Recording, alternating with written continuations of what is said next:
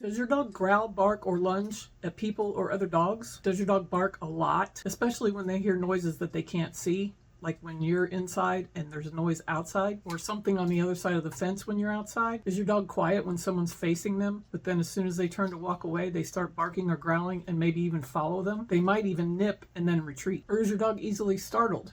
Or do they take a long time to recover from a startle? If you answered yes to any of these, then your dog is more likely afraid than aggressive. The growling, barking, lunging, and snapping all look the same, but your dog's feelings and your dog's intent when they are displaying those scary behaviors is completely different. It is a misconception that we've been long taught that dogs don't have feelings. Some of them actually have really big feelings, and they need our help to manage them. Today I'm going to talk about what big feelings looks like for our dogs and what it means to them and you, some bad advice that's still floating around out there and why it's bad, and finally what we should be doing to help our dogs overcome these feelings so that we don't have to worry anymore about what they might do or be embarrassed by their behavior and can finally start to enjoy our dogs again. Hi, I'm Amy. I'm a canine behavior consultant and dog trainer and founder of How to Speak Dog, where I help families living with dogs who struggle to listen learn the canine life skills that will help improve their dog's listening skills and stop all those awful feelings of embarrassment, confusion, overwhelm, and worry caused by their dog's bad behavior, without spending hours training or using methods that just don't solve the everyday problems dog parents face. Since 1983, I have transformed thousands of dogs with bad behavior into dogs who listen reliably no matter where they are or who is there. I'm here to help you transform your dog's bad behavior too. If you're new to the channel, welcome, and be sure to subscribe so you don't miss any of the brand new free training videos I put out here on this channel every Tuesday.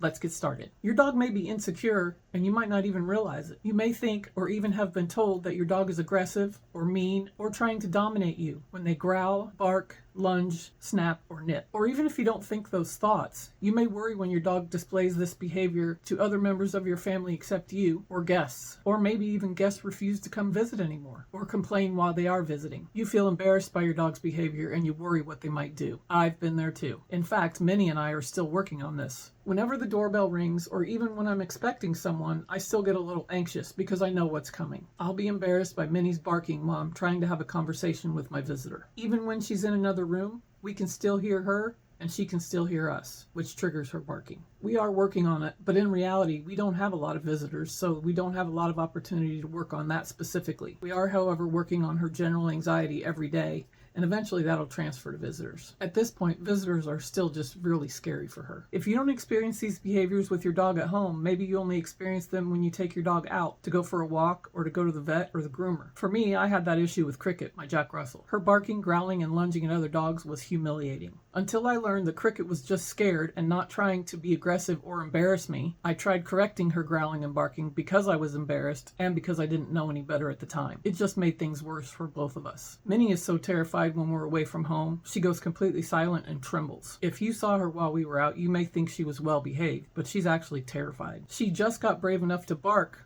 while out of the house just last month. Honestly, that was a huge breakthrough for her. Ironically, I'm always trying to stop her barking, but in this case, it was a good sign. I just didn't encourage it. So with all these examples, you can see I've been there with all of the above. And I know it is not fun for you or your dog. So let's get into why it happens and what we can do about it. It has long been debated whether or not dogs have feelings. I know and believe that they do, and it may have even been scientifically proven at this point. But don't hold me to that, because I think I vaguely heard that somewhere, but I'm not entirely sure. But like I said, I know and believe it to be true regardless of if it has been scientifically proven or not, because I've experienced it about a zillion times. I've talked about my daughter Erin's Kelpie Neela before. She has huge feelings. Before she came to live with Erin, she was very difficult to handle, unaccepting of new people, had a bite history, and had been labeled aggressive. She only weighs about 40 pounds, but all of that combined made it nearly impossible for us to introduce her to new people, much less for them to want to adopt her from the rescue where she lived when I met her. So how did we know she had feelings and wasn't just an aggressive dog? Mainly because her responses were reactive instead of proactive. We had another dog at the same rescue who was most definitely dog aggressive. The difference was she didn't react to the other dog. She went out of her way to go and find and go after the other dog. And if she ever got a hold of them, it was almost impossible to get her to stop. But we're not talking about aggressive dogs today. Just insecure ones. Another way we knew Erin's Kelpie Neela was insecure was because there were some people who were afraid of her. And when they came around, her growling and barking escalated because she felt their fear and apprehension and didn't know why, which just made her more uncomfortable. There were also people that were not afraid of her, but afraid of what she might do. Like when I met her for the first time, the rescue operator worried that I would get bit, and that too escalated Neela's feelings. We both needed to be calm and nonchalant when we went through the gate. FYI, I didn't get bit, but I also didn't confront Neela or give her any reason to bite me. Based on Neela's overt behavior, it was no surprise that people were scared of her or what she might do. But I knew that if I was going to help her get adopted, we had to test some theories to see if she was really aggressive or just insecure, and if there was hope that she could be rehabilitated. In my experience with thousands of dogs, there have only been 2 that were serious aggression cases that required medical and behavioral intervention, whose behaviors weren't driven by fear or insecurity. What that means is the majority of growly, barky, snapping, nipping dogs are just afraid and insecure and need help to overcome it. It's likely your dog is just afraid or insecure too, and that is much easier to fix than true aggression. Dogs, just like people, can be generally anxious and fearful, or only in certain scenarios or in the presence of certain triggers. All of this is based on their mother's environment when she's pregnant with them, their learning history before they came to live with you, and your responses to them and the environment they live in with you now. There are a few reasons I wanted to talk about this particular topic now. One, because there are still a large number of dogs that are being labeled as aggressive, causing their families worry, embarrassment, frustration, and more, or being sent to rescue and shelters, when all of this is simple to fix once you understand the concepts. No one needs suffer anymore. With the right help and guidance, these dogs and their families can live a calm, confident, and happy life. That's the basis of my Power Principles framework. Building a connection with your dog so they don't feel insecure and you don't feel all those icky feelings and you can keep your dog. The second reason is because I'm seeing advice on social media and from uninformed people that is inhumane, dangerous, and ineffective. This past week I had a conversation with a new client. She rescued a dog with fear issues and she believed him to be truly aggressive. She worried what he was capable of, even with other family members.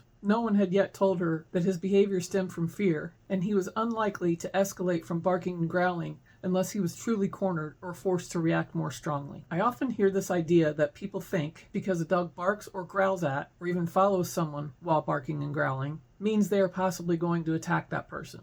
An insecure dog only wants to remove what they perceive as something to fear or something that makes them uncomfortable as far away as possible from their comfort zone or themselves. They're only trying to send the thing away with this behavior. Their intent is not to attack. Then I saw a post on Facebook from a girl who has a young and small dog who she knows is fearful.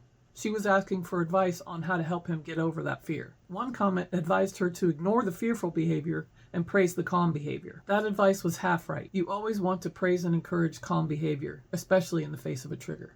But ignoring the fearful behavior is just like ignoring your kid when they're truly afraid and telling them to toughen up. Yes, they need to get over their fears, but at their own pace in controlled and positive environments. Ignoring a fearful dog and not comforting them and acknowledging their fear will only give them the message that they can't count on you when they need you. The more they perceive that you're not there when they need you, the harder it will become for you to change their behavior. Depending on the severity of your dog's insecurity, if you ignore fearful behavior and just wait to praise calm behavior in the presence of a trigger, you may never even get the opportunity. On the other hand, coddling and removing your dog from every trigger and fearful situation won't help either.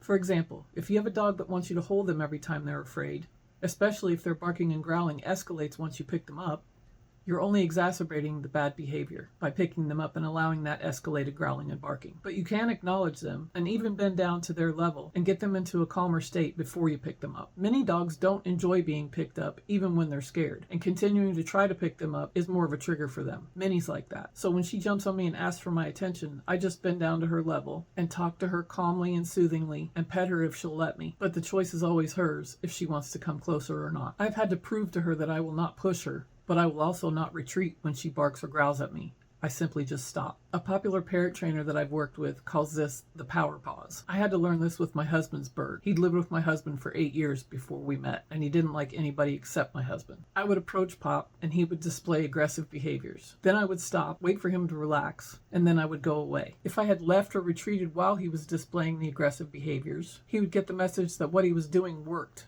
and got him what he wanted, and all he had to do to be left alone was display aggressive behavior. But by stopping, as soon as I recognized he was uncomfortable, I taught him that I was respecting his feelings and would not push him, but I also wouldn't retreat because he wasn't scaring me. My husband now calls the bird a traitor, because if he's with me, he won't go to my husband anymore. It's the same with our dogs. They need us to respect their feelings by not pushing them any farther than they're ready to handle. But we still need to expose them to their triggers at a distance and a pace that doesn't get them overly upset, then gradually increase as they are able. It is normal for a dog who has been successful for a long time sending scary things away to try harder when you first start this process. But don't give up. Just keep sending them the right messages and they will come to believe you. Not confronting a fearful dog and trying to make them interact with you or anyone else is another way we can help them. We had a foster once, a little Jack Russell Terrier we called Hannah. She came to us with 5 puppies and she was terrified. We were worried we would never be able to adopt her out. So we set her up in a quieter area of the house where she could still see activity but not get stressed out about it. We continued about our days as usual without paying any special attention to her until she requested it. We weren't ignoring her, but we weren't confronting her either. At first, whenever anyone walked by, she would retreat under a little nearby table. After a few days, she stopped doing that. Then I started looking at her as I was passing her without saying anything to her. Initially, she would freeze and start to retreat, and immediately I would look away. I gradually increased the amount of time I looked at her as she was able to tolerate more and more. We went from there to talking to her as we passed to approaching her more closely, until finally we were able to pet her and get her to come to us on her own. We told this story to her eventual adopters in case they needed to do something similar when they got her home. But they got in touch after the first week and said she never showed any fear at all and was comfortable from the start. This is a testament to the power of going at your dog's pace when they are afraid or uncomfortable. Another thing that people in general often do that is confrontational to dogs is to look down at them and keep eye contact without speaking or even smiling. It may seem innocuous to us, but I've seen it too many times. Even with Minnie, I've had to show family members the subtle signals she was giving that they were making her uncomfortable. I taught them that instead they should get down to her level, even possibly turn their heads away, speak in a calm and reassuring tone, and offer their hand for her to sniff, and then look her direction without eye contact. Every time I've done that, they were amazed at the different responses that Minnie gave immediately. She didn't come running over ready for affection, but she also wasn't tense with hard eyes and a closed mouth looking like she was ready to lunge. Instead, she became curious and leaned toward their outstretched hand and was even brave enough to sniff sometimes. That doesn't sound like much, but the point here is, if I didn't stop people from confronting her and instead give her a choice using body language she understood, she would never trust anyone other than me. This way, she gradually learns to trust people other than me. I have to be her advocate if I'm ever going to get her to a place where she can comfortably go with me anywhere, no matter who's there. All of these stories include examples of methods you will find in my Power Principles framework, like not ignoring behavior based on fear or insecurity, and instead acknowledging it and redirecting it to calmer behavior. Not letting anyone use confrontational behavior towards your dog, and instead teaching them how to interact in a way that is helpful to you and your dog. Teaching your dog to be calm and confident in the face of triggers at their own pace, and giving them choices to interact or not. And finally, realizing that your dog's intent with their barking and growling behavior is not an attempt to hurt anyone or embarrass you, but an attempt to get the thing far enough away so that they don't have to feel scared anymore. If you want to learn more about the framework I developed and use with Minnie, the Power Principles, I invite you to check out my website, which is linked below. But if you're ready to get started right away, you can check out the primer to my Power Principles framework. It's a 1-hour self-paced digital mini course called From Chaos to Calm, a guide to connecting powerfully with your dog. For a limited time, it is on sale for only $17. I'll link it directly below too. As always, if you have any questions, ask me in the comments, and I've asked YouTube to recommend the next best video for you, and you can get to it right here. I hope you found this training useful today, and I would love to hear any feedback you have once you try some of these strategies. I put new training videos out every Tuesday, so if you don't want to miss any episodes, remember to like, subscribe, and turn on your notifications. That's all for today. Thank you so much for watching, and I'll see you next Tuesday.